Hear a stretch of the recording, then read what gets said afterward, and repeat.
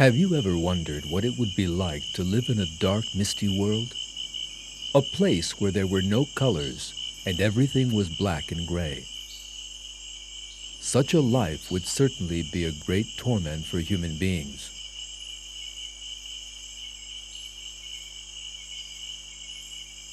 But the world is actually very colorful.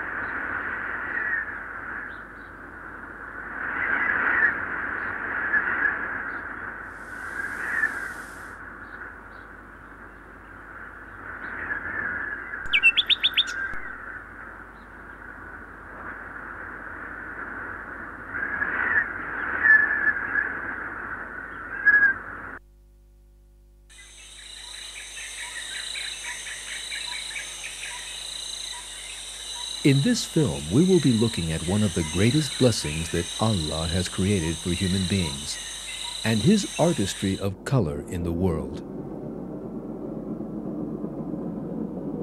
Allah's artistry in color.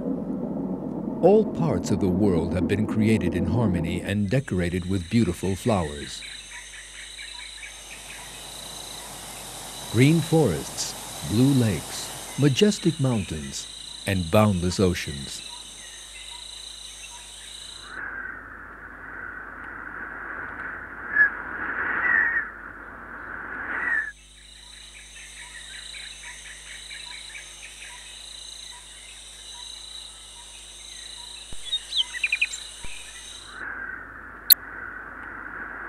Now, let's see how colors, one of the greatest miracles of creation, actually came to be.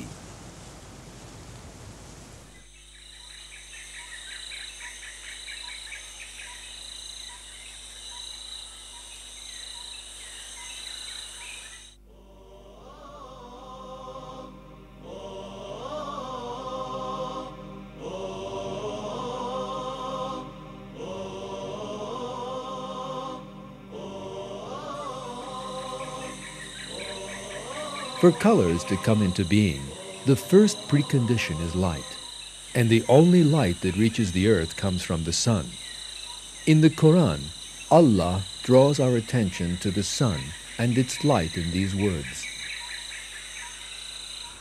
By the sun and its morning brightness. When we examine the sun's light, we see that it, like everything else in the universe, is created in a very delicate balance so as to make human life possible. The stars and other sources of light in the universe emit various light rays that can be classed according to the length and frequency of their waves. The full range of radiation waves in the universe, known as the electromagnetic spectrum, have a width where the longest wavelength is 10 to the power of 25 times larger than the shortest. The electromagnetic energy radiated by our sun is restricted to a very narrow section of this spectrum. 70% of the sun's radiation has wavelengths between 0.3 and 1.50 microns. In order to see what a huge number the range of the electromagnetic spectrum is, you have to put 25 zeros after the 1. This number is beyond the ability of human beings to imagine. And that is how many different kinds of light there are in the universe. Within so many kinds of light, there is only one minuscule band of wavelengths that allows human beings to survive and see colors.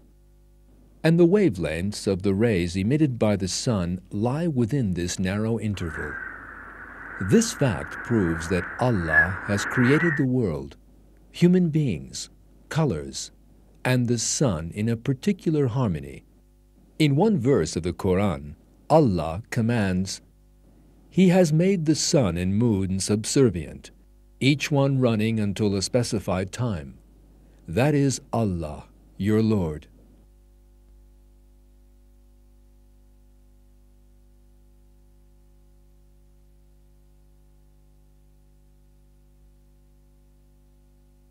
The rays in the area immediately above and below visible light come to the Earth as infrared and ultraviolet rays.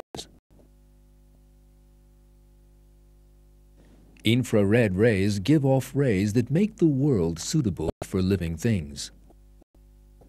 And some ultraviolet rays can pass through the atmosphere in just the right quantity to provide the energy needed by living things.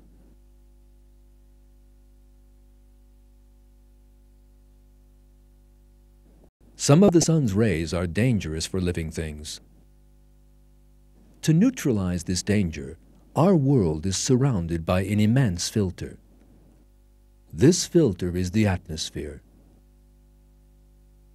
The atmosphere can be regarded as indispensable for the survival of living things. It allows infrared rays to pass through and keeps out the other deadly rays. Michael Denton describes this as follows. Even the atmospheric gases themselves absorb electromagnetic radiation very strongly in these regions of the spectrum immediately on either side of the visible and near infrared. Note that the only region of the spectrum allowed to pass through the atmosphere over the entire range of electromagnetic radiation from radio to gamma rays is the exceedingly narrow band including the visible and near infrared. Virtually no gamma, X, ultraviolet, far infrared, and microwave radiation reaches the surface of the Earth.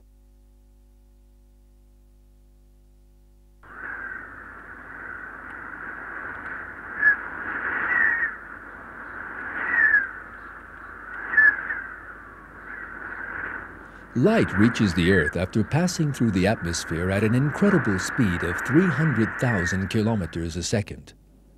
It strikes material things and splits up into the wavelengths that produce colors. In this way, bodies reflect their colors. The molecules that produce this reflection are pigments. For example, the color of a green apple is related to the pigment molecules that constitute the apple. Only green is reflected from among the rays that strike these pigments, since the pigments absorb the other colors. Since the green light is reflected, we see the apple as green. After this stage, the rays reflected by objects must reach our eyes in order to be perceived as color.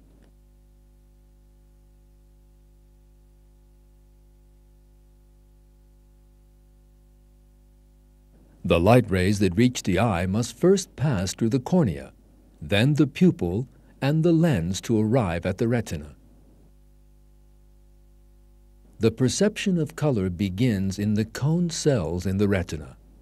There is a group of 3 main cone cells that react to particular shades of light. These are classed as the blue, green, and red cone cells. The cone cells convert these bits of color information into nerve impulses through the pigments they contain.